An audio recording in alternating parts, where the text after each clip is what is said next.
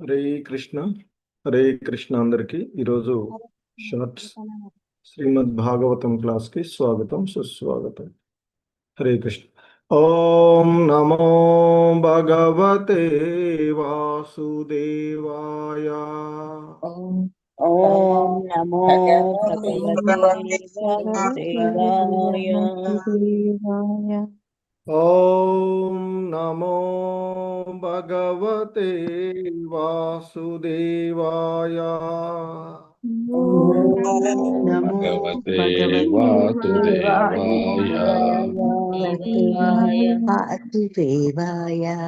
ఓం నమో భగవతే వాసుదేవాయ. ఓం నమో భగవతే వాసుదేవాయ. నారాయణం నమస్కృత్య నరం చైవ నరోత్తమం. నారాయణం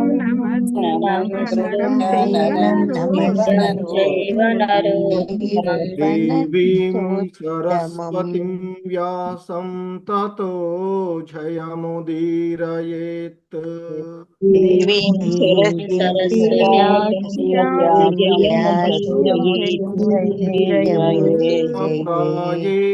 ప్రాయేష్వభద్రేషు నిత్యం భాగవత సేవయా.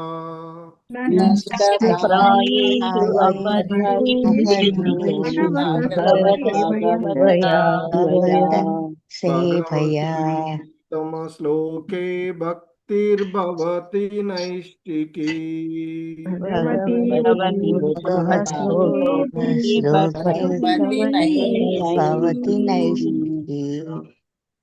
హరే కృష్ణ. సో ఈరోజు శ్రీమద్ భాగవతం ప్రణామాలు ప్రభుజీ. మనము మొదటి గ్రంథము 4వ అధ్యాయంలోని 13వ శ్లోకాన్ని ఈరోజు మనము చూడబోతూ ఉన్నటువంటిది. హరే కృష్ణ.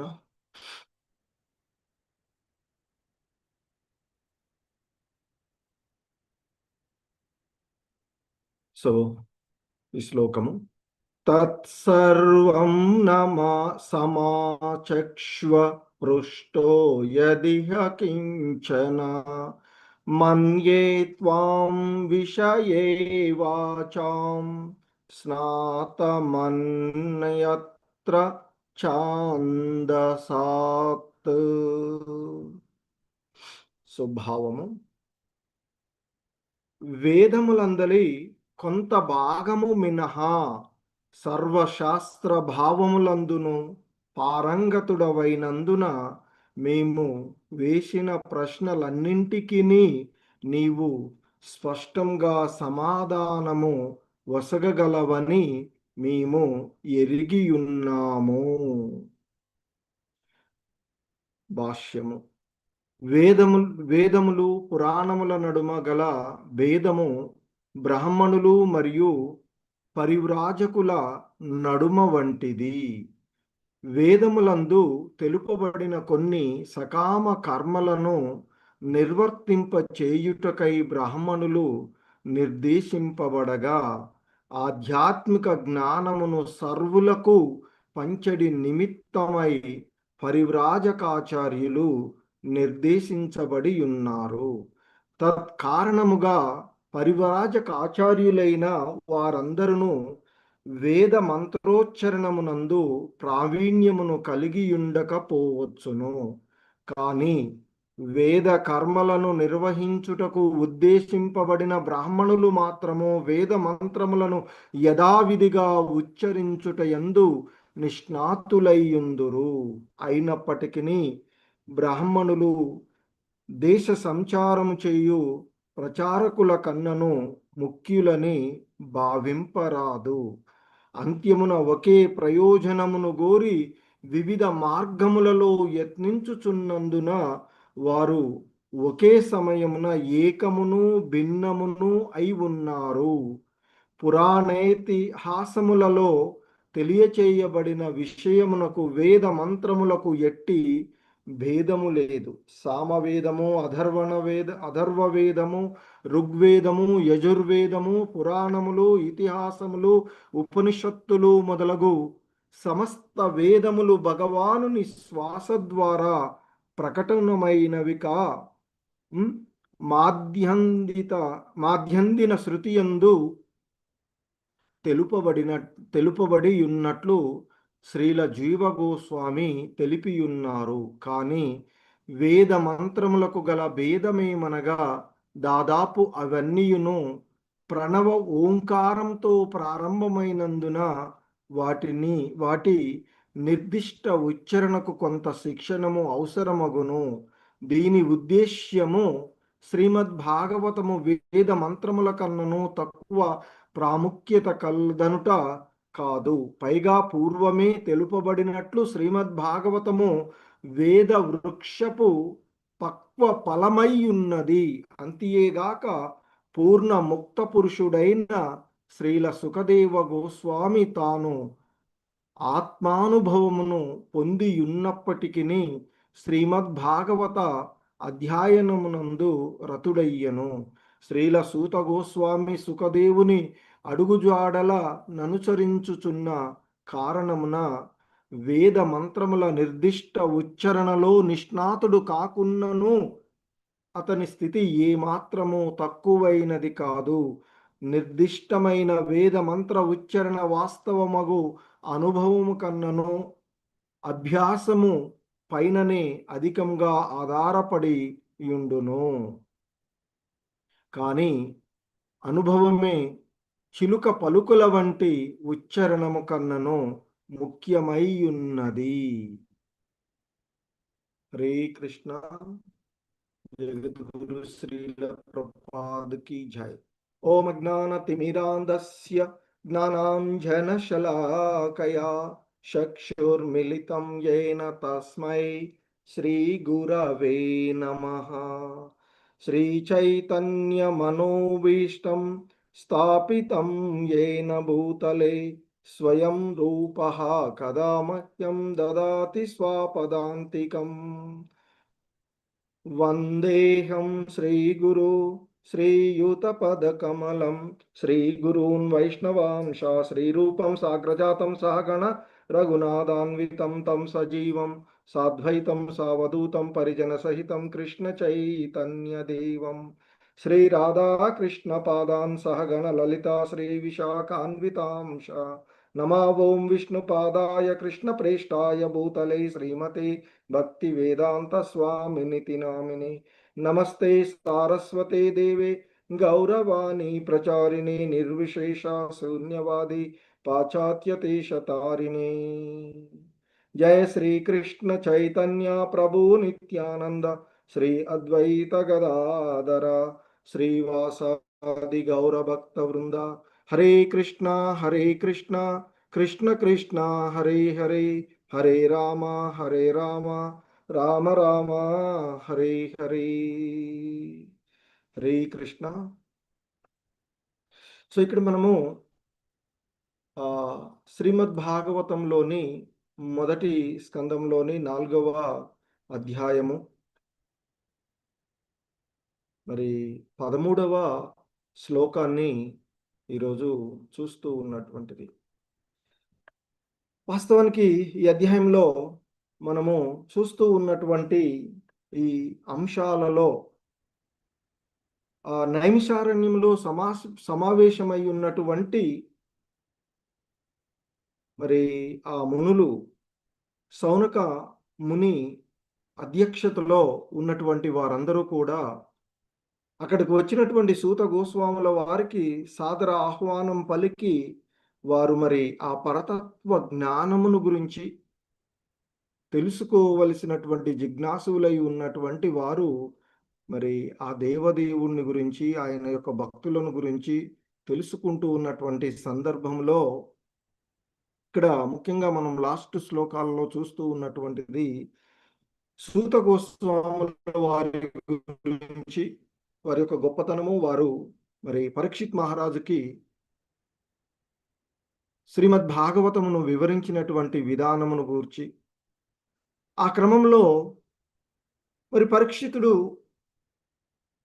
ఈ భూమండలానికి ఘన చక్రవర్తి అయినటువంటి ఆయన, అటువంటి ఆయన ఈ దేహాన్ని ఎందుకు త్యజించవలసి వచ్చింది అంటూ మొదలైనటువంటి ప్రశ్నలు వారు, అంటే అందులో అధ్యక్షుడైన సభకు, అంటే అక్కడ అధ్యక్షులుగా ఉన్నటువంటి ఆ సౌనక ముని వారందరూ కూడా అడిగినటువంటి, అంటే ఆ భగవతత్వాన్ని, అంటే దేవదేవుని యొక్క లీలల గురించి, ఆయన యొక్క భక్తులను గురించి తెలుసుకోవలసినటువంటి వాడు. ఎందుకంటే పరీక్షిత్ మహారాజు గొప్ప సామ్రాటే కాదు, ఆయన పుట్టుకకు పూర్వమే ఆ భగవంతుణ్ణి దర్శించగలిగినటువంటి వాడు. మరి తదుపరి కూడా ఆయన తన రాజ్యంలో ఉండేటువంటి ప్రజలందరిలోనూ తాను తల్లి గర్భంలోనే ఉండగానే చూసినటువంటి ఆ భగవంత్ దర్శనానికి ప్రయత్నం చేసినటువంటి వాడు. మరి అటువంటి పాండవ వంశ యశస్సును వృద్ధి చేసినటువంటి అతడు ఏ కారణం చేత సమస్తమును త్యజించి గంగా తటమున ప్రాయోపవిష్టుడయ్యాడు? మరి పరీక్షిత్ మహారాజుకు శత్రువులే లేరు. ఎలాగైతే ధర్మరాజు అజాత శత్రువులాగా ఉన్నాడో, ఎందుకంటే శత్రువు లాంటి వాళ్ళు కూడా తామంతట తామే ఆయన దగ్గరకు వచ్చి కప్పం చెల్లించి ఆయన యొక్క రక్షణను కోరుకున్నటువంటి వారు.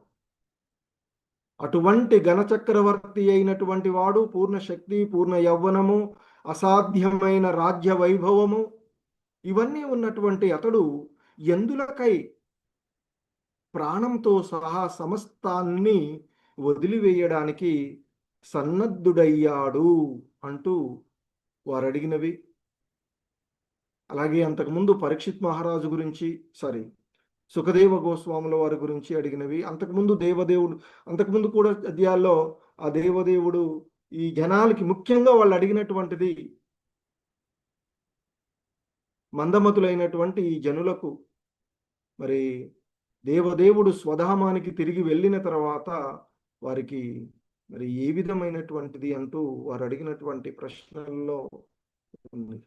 సో దేవదేవుడు శ్రీకృష్ణుని భక్తుని, అంటే ఎవరైనా కానీ ఆ దేవదేవుడైనటువంటి శ్రీకృష్ణుని యొక్క భక్తికి అంకితమైనటువంటి వారందరూ కూడా ఇతరుల క్షేమము, ఆనందము, అభ్యుదయం కోసం చేస్తారు.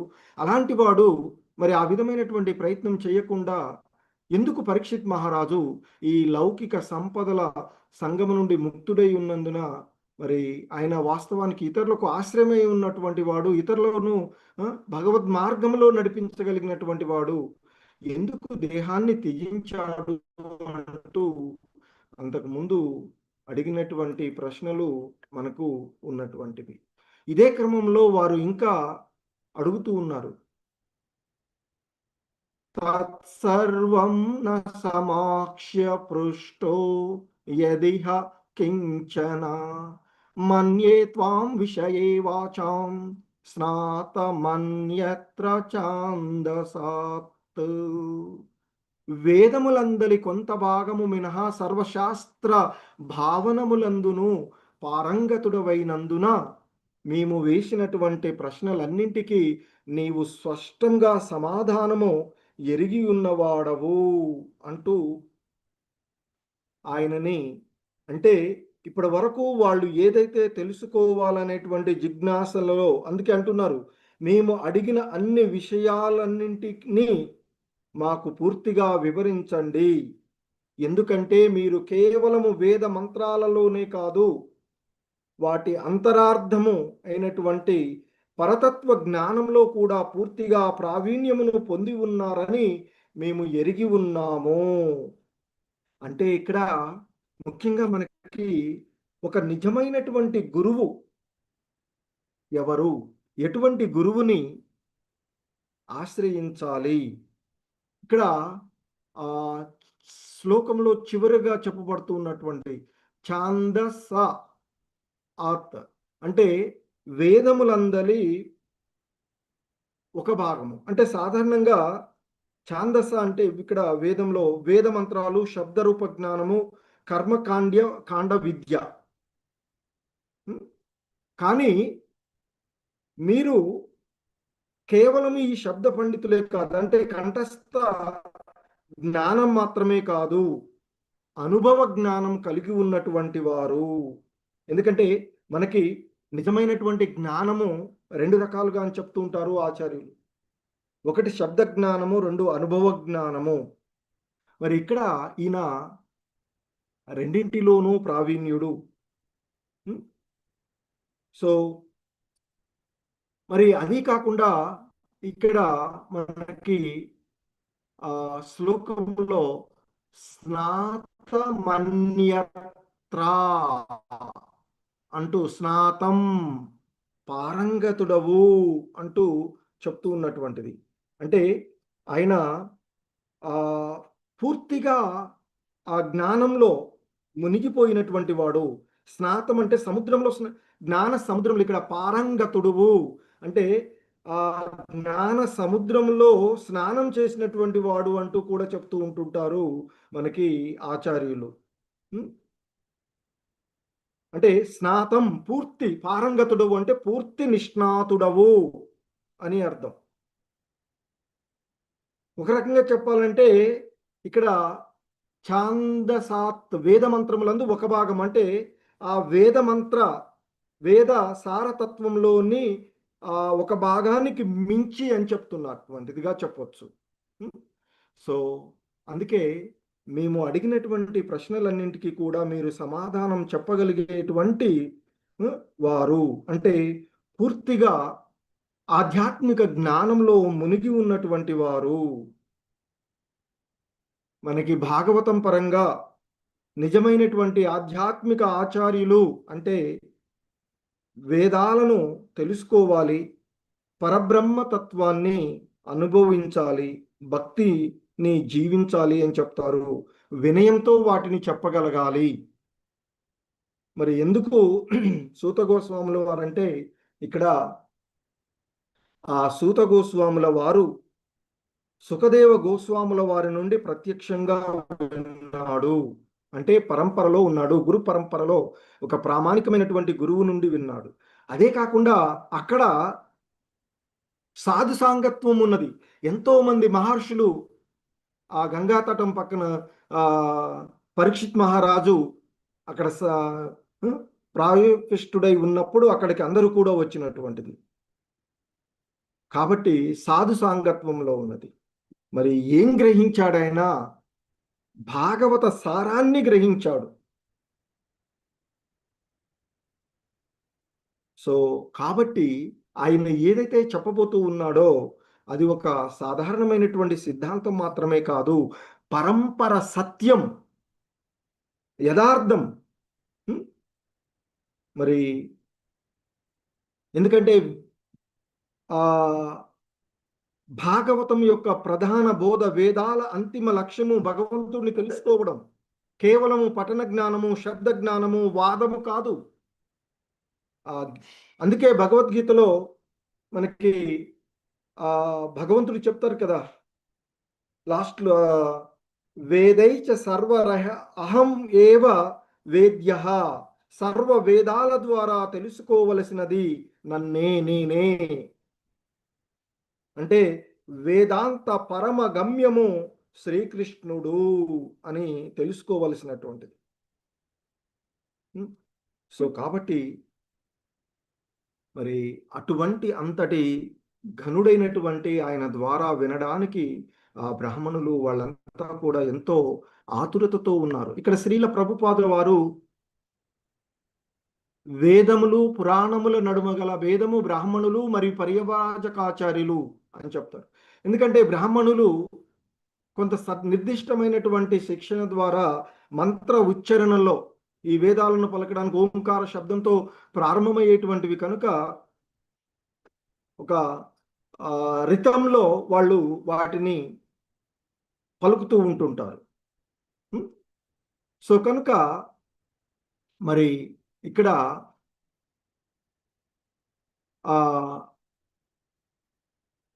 ఈ పరివ్రాజకాచార్యులు అంటే బ్రాహ్మణులు అనేటువంటి వారు ఈ వేదాలలో చెప్పబడినటువంటి ఒక రకమైనటువంటి ఆ కర్మకాండలను నిర్వర్తించడానికి వాటిని అభ్యసించి వాటిలో శిక్షణ పొంది ఆ విధంగా ఒక నిర్దిష్టమైనటువంటి రితం ధ్వనితో వాళ్ళు పలుకుతూ ఉంటూ ఉంటారు. కానీ పరివ్రాజకాచార్యులైనటువంటి వాళ్ళు ఆ విధమైనటువంటి వేదమంత్ర ఉచ్చారణలో ఎందు ప్రావీణ్యమును కలిగి ఉండకపోవచ్చు. అందుకే ఇక్కడ మరి సౌనకాది మునులు ఆయనని వేదములందలి కొంత భాగము మినహా అని చెప్పొచ్చు. అంటే ఆ విధంగా రితంగా ఆ బ్రాహ్మణులు పలికే విధంగా వేద మంత్రముల యొక్క ఉచ్చారణ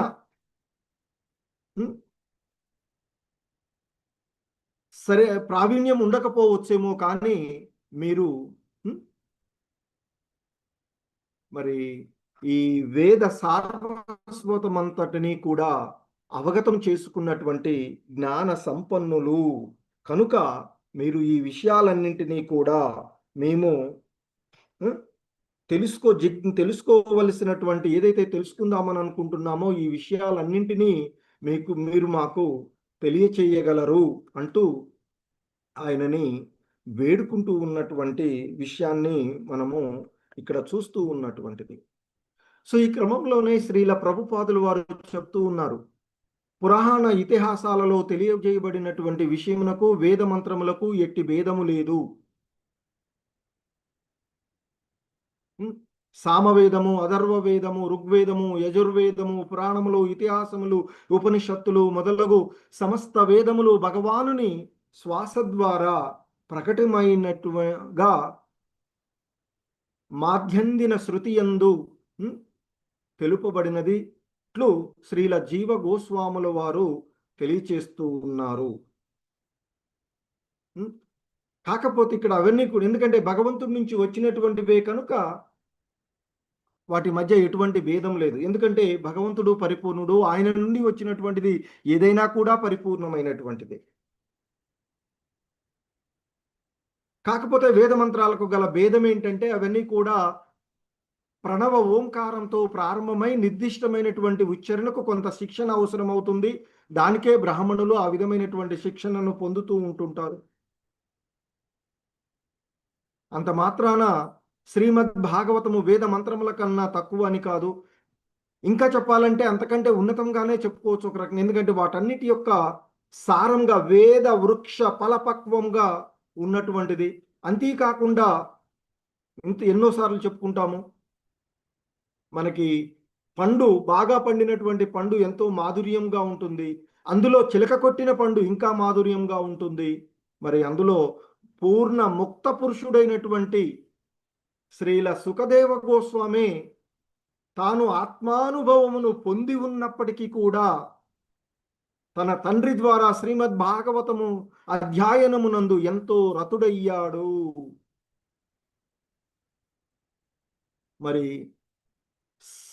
శ్రీల సూత గోస్వాములు వారు కూడా సుఖదేవుని అడుగుజాడలను అనుసరించుచున్నటువంటి కారణమున వేద మంత్రల యొక్క నిర్దిష్ట ఉచ్చారణలో నిష్ణాతుడు కాకపోవచ్చేమో, కానీ ఆయన స్థానము ఏమాత్రము తక్కువైనది కాదు.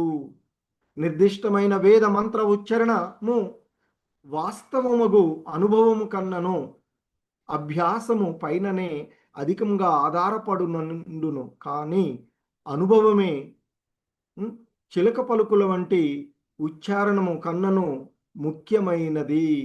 సో ఇక్కడ కొంతమంది ఎంతో మాధుర్యం అంటే బయటకు బాగా రంజింపచేసే విధంగా మాట్లాడవచ్చేమో, కానీ మరి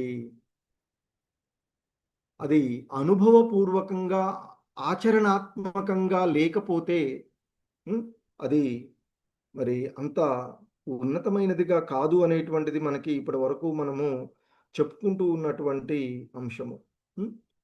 సో కనుకనే ఇక్కడ కంఠస్థ జ్ఞానమే కాదు, అనుభవ జ్ఞానం కూడా కావాలి. అది కలిగి ఉన్నటువంటి వాడే మరి శ్రీల సూత గోస్వాముల వారు. కనుకనే మరి ఇప్పుడు ఎందుకంటే మనకి వేద అధ్యయనం భక్తికి దారి తీయాలి అని చెప్తారు. గురువు అనుభవజ్ఞుడుగా ఉండాలి. జ్ఞానం జీవితాన్ని మార్చాలి. శ్రవణం పరంపర ద్వారా ఉండాలి. కాబట్టి నిజమైన జ్ఞాని వేదాలను కేవలము చదివిన వాడే కాదు, వాటి సారమైనటువంటి భగవత్ తత్వంలో జీవించిన వాడు.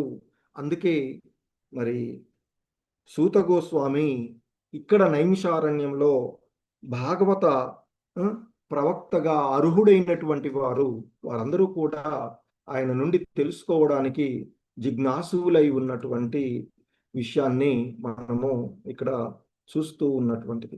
హరే కృష్ణ. జగద్గురు శ్రీల ప్రపాద్ కీ జై. హరే కృష్ణ. ప్రభుజీస్ మాతాజీస్.